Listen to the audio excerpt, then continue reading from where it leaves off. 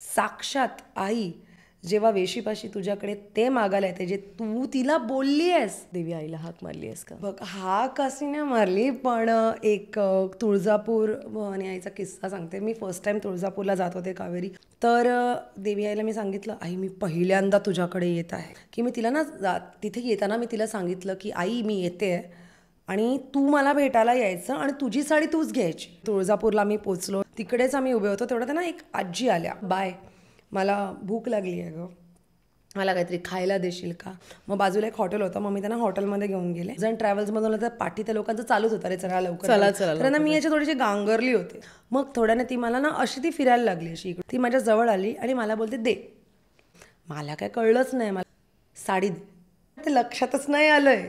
मी तुझ्याकडे साडी मागितली. हा, खुद्द परमेश्वर साक्षात आई ते मागायला येते जे तू तिला